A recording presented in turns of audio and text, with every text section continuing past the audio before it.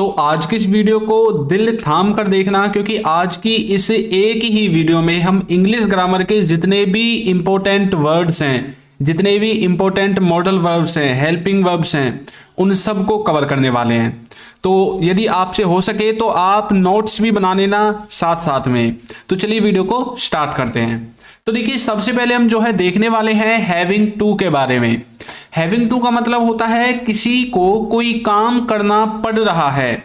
ये तो हो गया प्रेजेंट के लिए, लेकिन अगर आप चाहते हैं तो आप इसको पास्ट में भी बना सकते हैं कि काम करना पड़ रहा था, किसी को कोई काम करना पड़ रहा था। ठीक है, इसका स्ट्रक्चर देखिए। अच्छा, ये कैसे आपको पता चलेगा कि सेंटेंस प्रेजेंट में कब बनेगा और पास्ट में कब बनेगा, कौन सी हेल्पिंग वर्ब आपको लगानी पड़ेगी? तो पहले आप इसका स्ट्रक्चर देखिए। सबसे पहले आपको लगाना है सब्जेक्ट, फिर आपको लगाना है हेल्पिंग वर्ब, उसके बाद आपको लगाना है हैविंग टू, उसके बाद वर्ब की फर्स्ट फॉर्म, और फिर आपको ऑब्जेक्ट लगाना है। अच्छा, हमें सेंटेंस का सेंस चेंज करने के लिए, उसका टेंस चेंज करने के लिए कहां से चेंज करना है? हेल्पिंग वर्ब से। आपको कहीं पर भी कुछ भी छेड़छाड़ी नहीं करनी है, सिर्फ हेल्पिंग वर्ब को चेंज करना पड़ेगा। अच्छा, मान लीजिए कोई सेंटेंस प्रेजेंट में है कि उसे, जैसे कि हम बोल सकते हैं मुझे पढ़ना पड़ रहा है।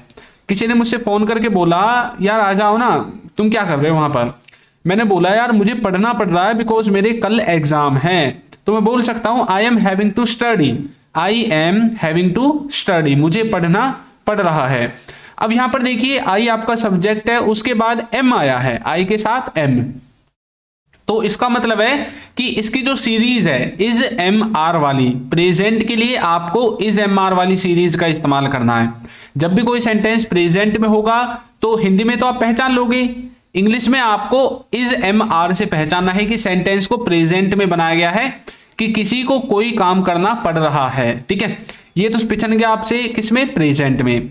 यदि इसी को आपको पास्ट में पहचानना पड़ जाए तो क्या मिलेगा आपको? वाज वर्ब मिलेगा। ठीक है, जैसे कि इज एम आर का इस्तेमाल हम प्रेजेंट कंटिन्यूअस में करते हैं, उसी तरह से वाज वर्ब का इस्तेमाल हम पास्ट कंटिन्यूअस में करते हैं। ठीक है, एक एग्जांपल और देखिए, उसे खेलना पड़ रहा है, तो मैं बोल सकता हूं he is having to play, he is having to play, उसे क्या करना पड़ रहा है?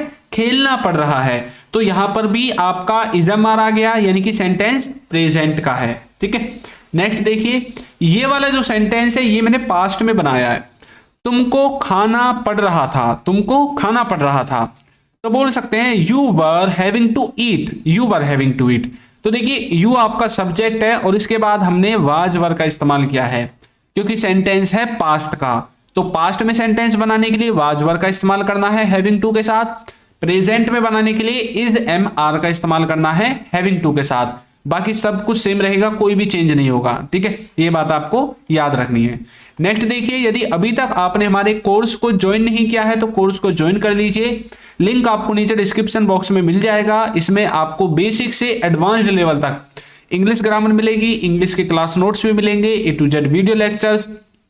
और यदि आप बिगिनर हैं तो आपके लिए भी ये इंपॉर्टेंट है, और यदि आप इंग्लिश के कॉन्सेप्ट बिल्ड करना चाहते हैं तो आप भी इसे जरूर बाय करें, लिंक डिस्क्रिप्शन में है। और यदि आपको कोई इशू आता है बाय करने में तो इस नंबर पर आप हमें व्हाट्सअप कर सकते हैं। याद रखना, कॉल नहीं लगेगी, सिर्फ व्हाट्सअप होगा, और व्हाट्सअप में भी आपको कॉल नहीं करनी है, सिर्फ मैसेज लिखना है, और आपका जो इशू है उसको हो सके तो स्क्रीनशॉट के साथ या फिर आप टाइप करके लिखकर छोड़ देना, आपको जरूर रिप्लाई मिल जाएगा। ठीक है, और यदि आप हमारी ई बुक्स परचेज करना चाहते हैं तो देखिए वीडियो के नीचे आपको ई बुक्स दिख रही होंगी, वहां से जाकर आप इनको परचेज कर सकते हैं, और आपका इनका जो लिंक है वो डिस्क्रिप्शन बॉक्स में भी मिल जाएगा, वहां से जाकर भी आप इनको परचेज कर सकते हैं। चलिए नेक्स्ट देखते हैं। नेक्स्ट है हमारा कुड हैव। कुड हैव का जो हिंदी मीनिंग होता है वो दो तरह से होता है। एक तो होता है कि कर सकते थे, और एक होता है पास हो सकती थी, यानी कि आप किसी काम को कर सकते थे पास्ट में और कोई वस्तु आपके पास हो सकती थी। अब कोई काम आपने नहीं किया होगा, अब आप प्रेजेंट में बोल रहे हैं खड़े होकर यार तुम ना वो कर सकते थे, तुमने मन से नहीं किया, है ना, बोलते हैं ना कई बार, तो आप कुड हैव का इस्तेमाल कर सकते हैं। इसका जो स्ट्रक्चर होगा उसमें सबसे पहले आपको सब्जेक्ट लिखना है, फिर लिखना है कुड हैव, फिर वर्ब की थर्ड फॉर्म, और फिर ऑब्जेक्ट आएगा। देखिए, तुम वहां जा सकते थे, तो मैं बोल सकता हूं you could have gone there, you could have gone there. तो तुम किसी काम को कर सकते थे पास्ट में, जैसे तुम वहां जा सकते थे, तुम खाना खा सकते थे, तुम सो सकते थे, तुम उसे ला सकते थे, तुम उसे पीट सकते थे, तुम उसे बता सकते थे। तो सब में आपको इसी तरह से बोलना है। सबसे पहले सब्जेक्ट, फिर कुड हैव, और जो आपकी वर्ब है उसकी थर्ड फॉर्म आपको लगानी है। आपको एक चीज बता दूं, यदि कोई मॉडल वर्ब है और उसके साथ हैव आता है तो वर्ब की तीसरी फॉर्म वहां पर आती है। कौन सी फॉर्म? थर्ड फॉर्म वहां पर आती है, और उसके बाद जो भी आपका ऑब्जेक्ट वो आ जाता है। अब देखिए यहां पर गो की थर्ड फॉर्म गॉन आ गई है, तो ये तो हो गया कर सकते थे। अब देखिए नेक्स्ट, तुम्हारे पास कार हो सकती थी, पास हो सकती थी, कोई वस्तु आपके पास हो सकती थी, तो मैं बोल सकता हूं you could have a car, you could have a car, आपके पास एक कार हो सकती थी। मैं ऐसा भी बोल सकता हूं भाई आपके पास पैसे हो सकते थे, आपके पास बाइक हो सकती थी, घर हो सकता था, मकान हो सकता था, कोई भी चीज जो मैं चाहता हूं कि भाई आपके पास हो सकती थी, तो आप कुड हैव के बाद उस वस्तु का नाम लिख सकते हैं। जैसे मैंने कार के बारे में बोला है, तो कार का आपने कुड हैव के बाद नाम लिख दिया, you could have a car, आपके पास एक कार हो सकती थी।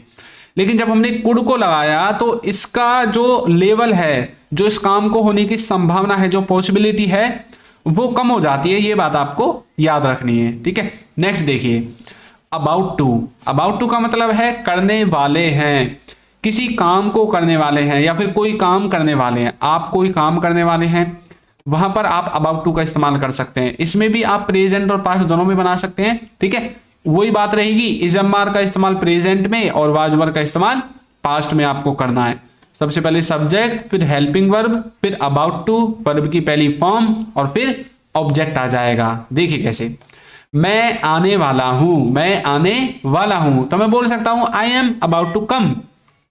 तो मतलब कोई काम बस होने वाला है या फिर आप किसी काम को बस करने वाले हो, आप अबाउट टू का इस्तेमाल कर सकते हैं। अब जैसे मान लीजिए कि आप कहीं पर जा रहे हैं, शादी में जा रहे हैं, मान लीजिए मामा की लड़की की शादी में आप जा रहे हैं और वहां से फोन आ रहा है आपके मामा के वहां से कि भाई जल्दी आ जाओ, कहाँ हो? तो आपने बोल दिया हाँ हाँ I am about to come, मैं बस आने वाला हूँ, है ना, मैं बस पहुंचने वाला हूँ, I am just about to reach, ठीक है। तो इस तरह से आप अबाउट टू का इस्तेमाल कर सकते हैं। इसी को पास्ट में ले जाने के लिए आप जैसे बोलेंगे मैं आने वाला था, तो आप आई के साथ जो भी आपको वाज या वर जो भी आपका लगता है वो आप इस्तेमाल करके बना सकते हैं। वैसे आई के साथ वाज लगता है, ठीक है, ये बात आपको याद रखनी है। वह खेलने वाला है, तो बोल सकते हैं he is about to play, he is about to play. Next देखिए तुम जाने वाले हो, तो मैं बोल सकता हूं you are about to go, you are about to go, तुम जाने वाले हो। तो इस तरह से कोई किसी काम को करने वाला है, आप अबाउट टू का इस्तेमाल कर सकते हैं। करने वाला था तब भी अबाउट टू का इस्तेमाल होगा। अगर कहीं पर चेंज होगा तो हेल्पिंग वर्ब में होगा। इजमार आया है, इसके स्थान पर वाजवर आ जाएगा। जैसे मैं आने वाला था, आई वाज, आप लिख सकते हैं अबाउट टू कम। नेक्स्ट है वह खेलने वाला था, तो पास्ट में ले गए तो वाज लिखेंगे, he was about to play. तुम जाने वाले हो, अब हमने बोलना है तुम जाने वाले थे, you were about to go. इस तरह से आप अबाउट टू का भी इस्तेमाल कर सकते हैं, ठीक है। नेक्स्ट है वुड हैव।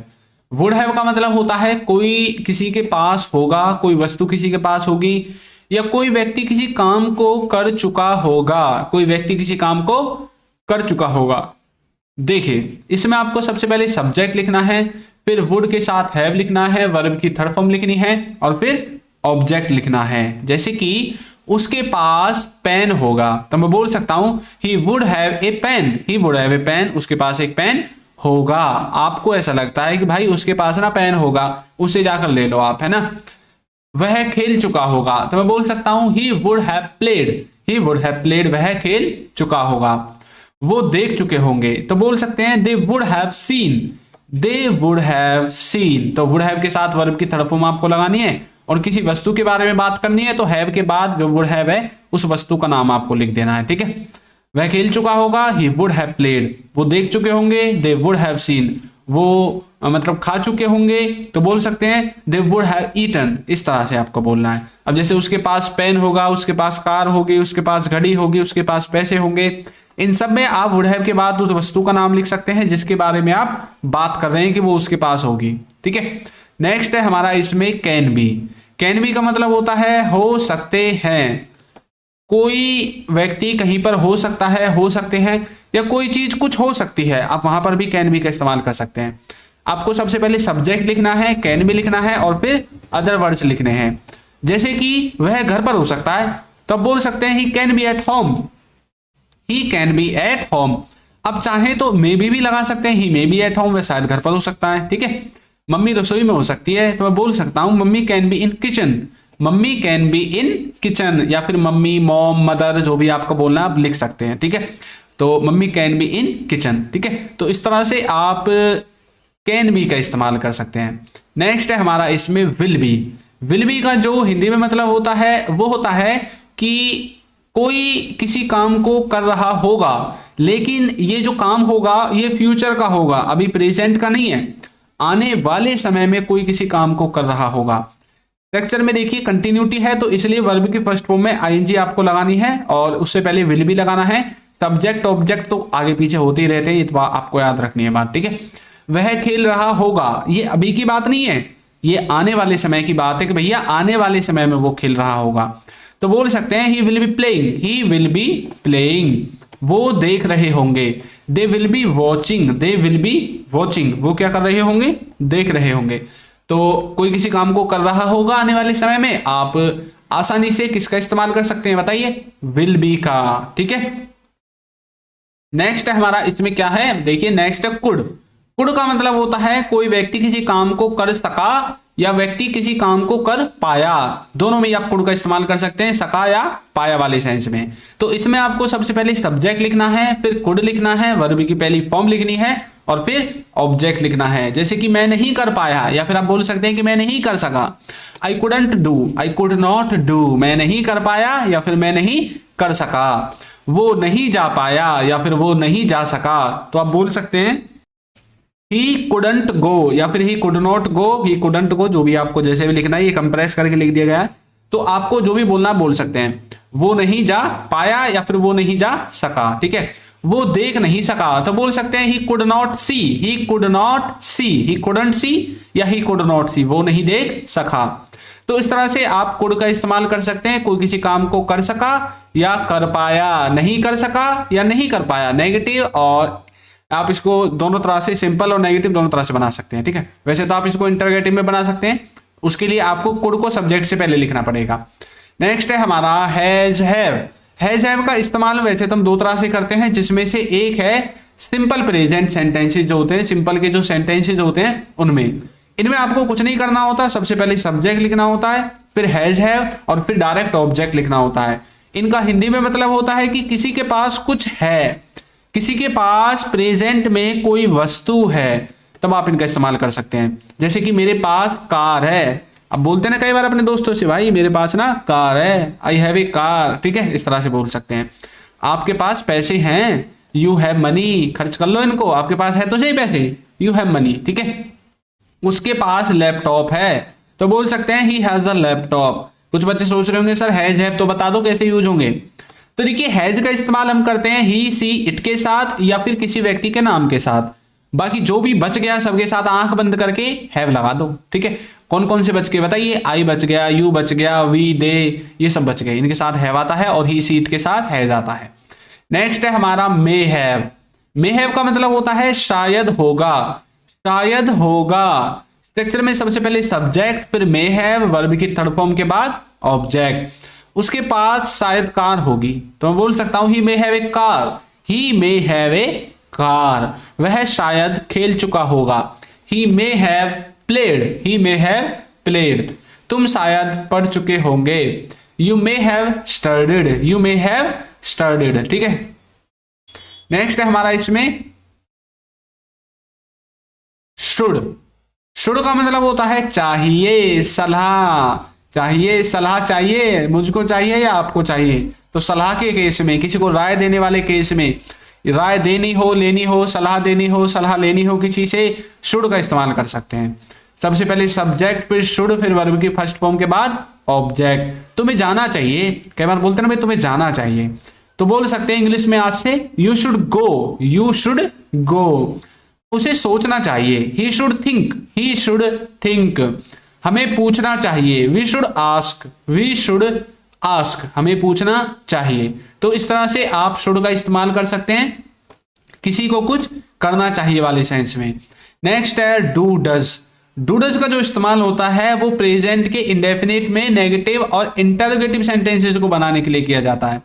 जो नेगेटिव का स्ट्रक्चर होगा वो इस तरह से होगा, सबसे पहले subject, do does, not, verb की पहली फॉर्म और फिर ऑब्जेक्ट। इसी को यदि इंटरोगेटिव में बनाना हो तो डू डज को उठा के सब्जेक्ट से पहले रख दो, इंटरोगेटिव बन जाएगा। यहां पर नेगेटिव में इसका सेंस होगा कोई कुछ नहीं करता है, कोई कुछ नहीं करता है, कोई किसी काम को नहीं करता है। आप वहां पर डू डज का इस्तेमाल कर सकते हैं। वह नहीं जाता है तो बोल सकते हैं ही डज नॉट गो, या फिर he doesn't go, he does not go. आप नहीं देखते, you do not watch, you do not watch. क्या वे नहीं जाते, do they not go, do they not go. ये नेगेटिव है, ऊपर वाले इंटरोगेटिव में है। नेक्स्ट है शुड बी। शुड बी के भी दो मतलब होते हैं, किसी को कहीं पर होना चाहिए या किसी को कुछ कर रहा होना चाहिए। इसमें आपको सबसे पहले सब्जेक्ट लिखना है, फिर शुड बी लिखना है और फिर अदर वर्ड्स लिखने हैं। जैसे कि उसे घर पर होना चाहिए तो बोल सकते हैं he should be at home, he should be at home. मुझे खेल रहा होना चाहिए, I should be playing, I should be playing. उसे पढ़ रहा होना चाहिए, शी शुड बी स्टडिंग। तो किसी को कुछ कर रहा होना चाहिए, शुड बी का आप इस्तेमाल कर सकते हैं। नेक्स्ट है कैन। कैन का मतलब होता है सकता है, कोई किसी काम को कर सकता है।